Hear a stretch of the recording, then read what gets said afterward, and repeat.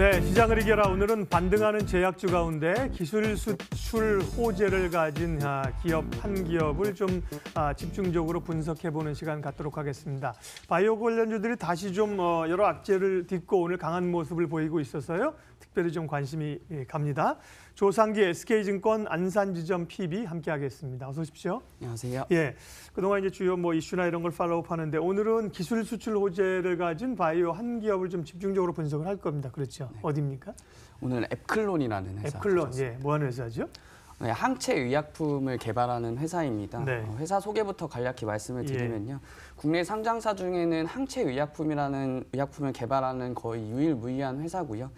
파멸신이랑 다이오날이라는 회사가 있긴 하지만 장외 시장에서 있기 때문에 상장사 중에서는 유일하게 항체 의약품을 개발하는 회사입니다. 다소 이름이 어려운데요. 앱클론이라는 회사입니다. 한국이랑 스웨덴의 합작 법인이고요. 추후에도 말씀드리겠지만 항체 기술 개발력을 가진 이 한국의 연구 인력과 에피톱이라는 신규 발굴 기술을 가진 스웨덴의 인력이 합작을 해서 만든 법인이고요. 그림을 보면서 항체 의약품에 대해서 조금을 말씀드리고 싶은데요. 우리 몸의 방어 역할을 하는 항체라는 투자자분들도 다 알고 계실 텐데요. 그 항체가 질환 단백질을 가진 부위를 공략을 해서 그 항체를 연결시키는 형태로 표적 치료제가 되겠습니다. 그래서 질환 단백질에 직접적으로 이 항체가 연결이 돼서 그 치료제로서의 역할을 하는 형태가 항암제나 자가 면역 질환의 치료제로서 개발 중인데요. 기존 합성 의약품 대비해서 장점이 있다면 임상 성공률이 약 1.8배 정도 높고요. 높은 효능을 가지고 있고 독성이 적어서 부작용도 그만큼 적다고 알려져 있습니다. 비단 탑10 글로벌 제약사 중에 매출의 탑10을 가지고 가는 휴미라나 리툭산, 허셉틴, 레미케이드를 잘 알고 계실 텐데 이 또한 모두 항체 의약품입니다. 이 항체 의약품이 글로벌 매출 탑10 중에서 5개 정도를 차지하고 있기 때문에 그만큼 항체 의약품이 가져올 수 있는 매출이나 이익 부분이 굉장히 크다. 부분을 말씀을 드리고요. 예를 들어서 설명을 드리면 코스피 상장사 제약사 40개사를 2016년 매출액을 따져보면 약 12.1조입니다. 에보트사의 휴미라만 한 개의 2016년 매출액을 따져봤을 때 18.3조입니다. 따라서 이만큼 항체 의약품이 한번 개발이 되면 블록버스터급으로 나오고 그만큼 그 하나의 의약품 가지고도 평생을 먹고 살 수 있는 의약회사가 될 수 있다는 항체 의약품의 장점이 있고요. 비단 장점만 있는 것은 아닙니다. 단점은 그만큼 개발하기가 어렵습니다. 항체 개발 속도보다 이 기초의학 연구가 잘 부진하기 때문에 신규 질환 단백질, 그러니까 병을 일으키는 그 질환 단백질을 찾기가 그만큼 어렵고요. 그리고 그 질환 단백질을 찾고 항체를 개발하더라도 그 질병 치료율이 100% 이상 가지 못하기 때문에 그만큼 질병 치료율이 낮습니다. 따라서 개발만 한다고 되는 것이 아니라 그만큼 질병 치료율이 높은 항체 의약품을 개발하는 게 항체 의약품 회사에서는 가장 키포인트가 될 수 있는데요. 이 앱클론이라는 회사가 그렇습니다. 아무래도 스웨덴의 에피톱이라는 항체가 달라붙는 단백질이 있습니다. 단백질이 질환을 일으키면 오른쪽에 붙냐, 왼쪽에 붙냐, 위쪽에 붙냐, 아래쪽에 붙느냐에 따라서 질병 치료율이 다르게 나타납니다. 따라서 이 어디에 붙일 수 있느냐를 개발하는 회사가 이 앱클론이고요. 그 앱클론의 스웨덴 합작 법인이 그만큼 연구 역사가 깊기 때문에 그만큼 에피톱에 대한 개발력이 인증을 받았고요. 따라서 그 개발 플랫폼을 2개를 가지고 있습니다. 보이시는 바와 같이 앱클론은 앞서 말씀드렸듯이 왼쪽에 붙냐 오른쪽에 붙냐 이 항체가 어디에 붙느냐에 따라서 질병 치료율이 다르고 질병을 치료할 수 있는 병의 종류가 다릅니다. 따라서 그 에피톱을 개발할 수 있는 게 관건이고 그 장점을 가지고 있는 회사가 앱클론이라고 알고 계시면 좋을 것 같고요. 개발 플랫폼이 2가지가 있습니다. 한 가지 개발 플랫폼은 네스트 개발 플랫폼이라고 해서요.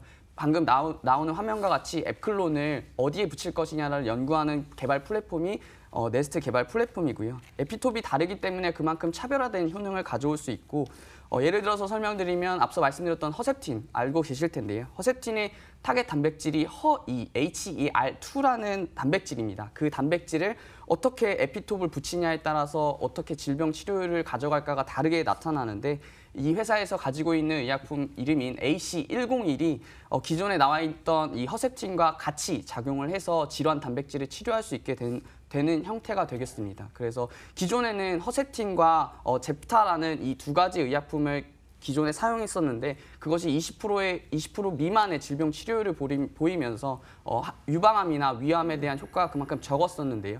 보시는 바와 같이 AC101이라는 파란색 부분에 항체가 붙으면 그만큼 이 질환 단백질에 대한 치료가 더 가능하게 되고 오른쪽에 보시는 바와 같이 왼쪽 오른쪽 두 가지의 그 항체가 붙게 되면 그만큼 질병 치료율이 높게 되기 때문에 네스트 개발 플랫폼이 그만큼 장점이 있다라는 부분을 아시면 좋을 것 같고요.